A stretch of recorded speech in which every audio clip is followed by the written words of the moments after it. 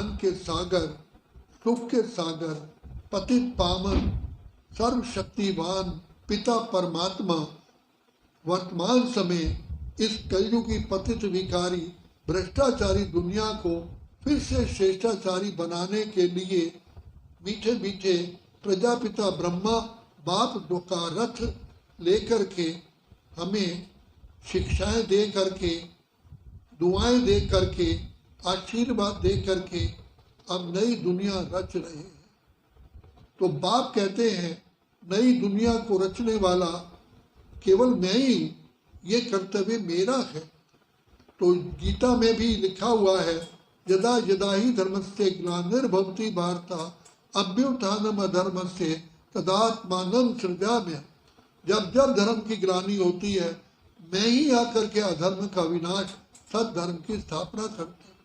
तो शास्त्रों में तो हिंसक लड़ाई दिखाई दी गई, लेकिन पिता परमात्मा आकर के हमें बार बार ये शिक्षा देते हैं, बच्चे तुम्हारे ये विकार काम क्रोध लोभ मोह अहंकार, यही तुम्हारे सबसे बड़े दुश्मन है, यही माया है, यही रावण है जो तुम आत्माओं को, श्रेष्ठाचारी आत्माओं को पतित तमो प्रधान कंगाल बना देते, भस्म कर देते हैं।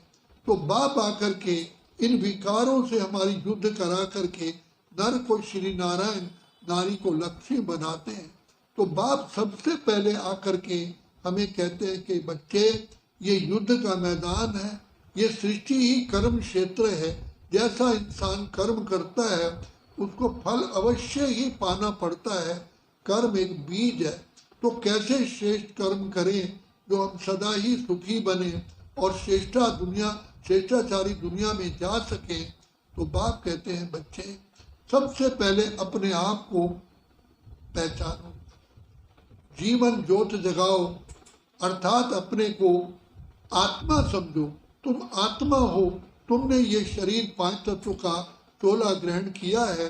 ये शरीर तो नाशवान है, तुम अजर अमर अविनाशी आत्मा हो। तुम्हारा असली घर ब्रह्मलोक शांति धाम मुक्ति धाम है। तो ये शरीर तो 5 तत्वों का बना हुआ है, तुम आत्मा ज्योति का चमकता हुआ सितारा हो जो इस देह में भ्रिकुटी में टिक करके निवास करके सारी देह द्वारा कर्म करते। तुम आत्मा हो, ये तुम्हारा शरीर है और मैं तुम आत्माओं का ही पिता परम आत्मा हूँ। अर्थात मैं भी आत्मा हूँ, लेकिन क्योंकि मैं परम धाम का रहने वाला हूँ इसलिए परमात्मा कहते। मैं ज्ञान का, आनंद का, शांति का, प्रेम का, सुख का सागर। तो बाप आकर के ज्ञान रत्नों का टोकरा लेकर के हम बच्चों का श्रृंगार करने आते हैं। तो बाप कहते हैं कि बच्चे जैसे सोने में मिलावट होती है तो उसको अग्नि में डालते हैं तो मैल अलग हो जाती है, उसका एक ही यही तरीका है। इसी प्रकार से तुम आत्माएं भी शिव पिता की याद से, मुझ बाप की याद से, अर्थात बाप की याद की लगन की अगन से ही तुम्हारे सारे के सारे विकारी संस्कार, सारे पाप भस्म हो जाते हैं।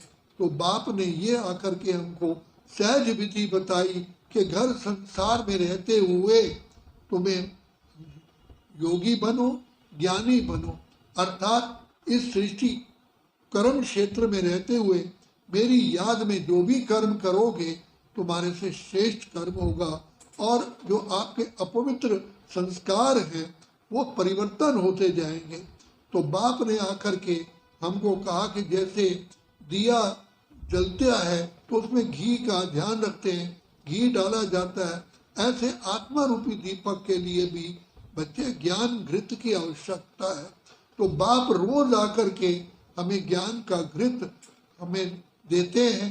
तो जो आत्मा बाप के सुनाए हुए ज्ञान को मनन चिंतन करती है, ज्ञान को ज्ञान स्वरूप बनती है, वही आत्मा प्रेम स्वरूप, आनंद स्वरूप, शांत स्वरूप, सुख स्वरूप, सुख शक्ति स्वरूप बनती है। क्योंकि ज्ञान सुनने मात्र तक नहीं है, लेकिन ज्ञान को धारण करना है, स्वरूप बनना है। जैसे हम भोजन को अच्छी तरह चबा चबा करके स्वीकार करते हैं, तो वो हमारा खून बन करके हमें शक्ति प्रदान करता है। इसी प्रकार से ज्ञान ही बल है। ज्ञान को अंजन कहा गया, ज्ञान को तलवार कहा गया, ज्ञान को ही अस्त्र शस्त्र कहा गया। तो बाप आकर के ये ज्ञान के भिन्न भिन्न प्रकार के हमें नुक्ते बताते हैं, तरीके बताते हैं, तो जिससे हम माया जीत, प्रकृति जीत, कर्म इंद्रिय जीत, विश्व जीत बनते हैं। तो बिना बाप की याद के हमारे कभी भी पाप नाश नहीं हो सकते। ये पक्का पक्का बाबा हमारी बुद्धि में बिठाते हैं। बच्चे देखो, बाहुबल से कितनी आत्माओं ने सोचा और प्रैक्टिकल में आए कि हम संसार को पर राज्य करेंगे।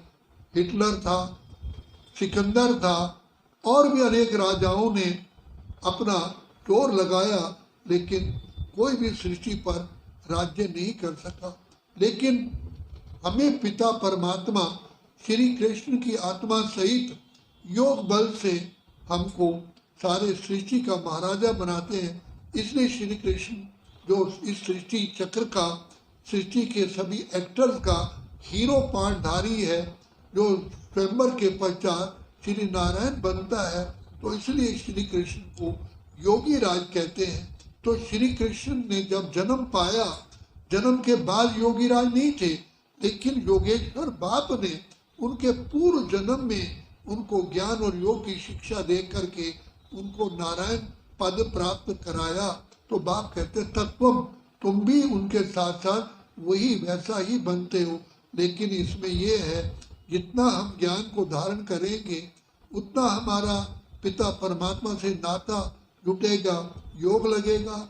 जितना हम योग लगाएंगे, ज्ञान को धारण करेंगे, तो हमारे अंदर दैविक गुण प्रकट होते हैं। जिसमें सबसे पहला है अंतर्मुखता, गंभीरता, सहनशीलता, नम्रता, सरलता, पवित्रता, निर्माणता, निरअहंकारता, मधुरता। ये सारे दैवी गुण, निद्रा जीत, तो ये सारे दैवी गुण हमारे अंदर अपने आप ही प्रकट होते हैं। और दैवी गुणों के साथ साथ फिर हम सेवा करते हैं, क्योंकि जितना हम सैंपल बनते हैं हमें देख करके, और सब आत्माएं अपना जीवन वैसे ही बनाते हैं।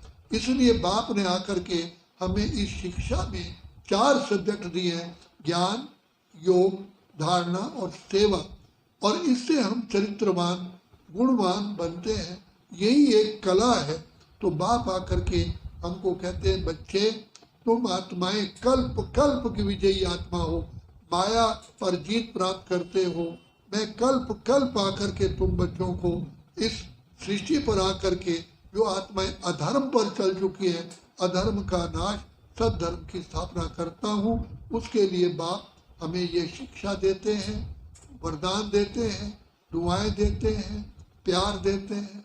अच्छा, ओम शांति, ओम शांति, ओम शांति।